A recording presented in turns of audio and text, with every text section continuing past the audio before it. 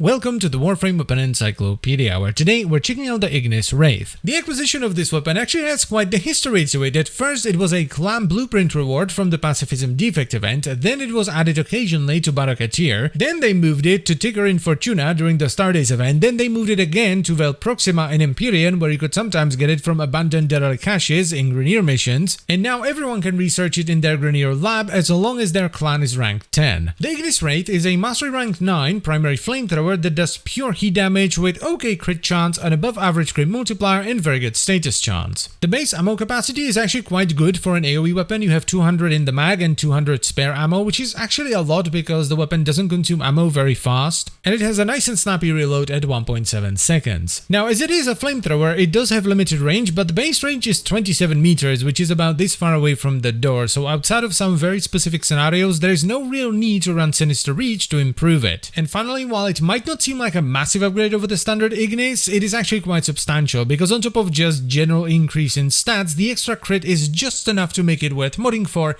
and give you far more DPS than you can get on the standard Ignis. Now, as far as the build goes, it's gonna be some kind of a hybrid of crit, viral, and heat. The main difference in builds is going to be in this slot right here. Some people run heavy caliber, some people will run a Bane mod, some people run Hunter munitions, some people will run Primed Firestorm, and some people will have a Riven. Also, if you are going to run Hunter munitions, you want to run Critical Delay, not Point Strike. And the build of course changes even more if you decide to use Galvanize mods. Now with the basic build, the Ignis Wraith on its own can push up to level 70, 80, 90, maybe 100, though I wouldn't necessarily recommend it because you're going to start running into some issues with Eximus mobs. The real power behind the Ignis Wraith though is sort of twofold. On one hand, it's a fantastic farming weapon for the star chart because, well, it's a flamethrower, so it's really good at killing hordes and hordes of low-level enemies and breaking all the resource nodes. And on the other, it can become an unstoppable monster if paired with the right Warframe. I recently released a Zephyr build video in which I actually used the Ignis Wraith in combination with a Tornado build on Zephyr to do Steel Path, so I will link that video in the video description so you can see it in full. So in short, I think this is a weapon that everyone, and I do mean everyone, should have. It is just too damn good, and it doesn't matter if you are a lower mastery rank player and you're gonna use it for farming resources to build more stuff, or you are a higher mastery rank player that can do some of the fancier stuff and actually utilize it in Steel Path. Or also use it for farming more stuff because, you know, you can never have enough stuff. One last thing I want to mention here though, the Ignis Wraith is one of the few AoE weapons that can still hit headshots, which they're not supposed to do, so that might change in the future, which will of course hit the weapon in terms of damage. But even if they do decide to nerf it, the weapon will still be worth picking up,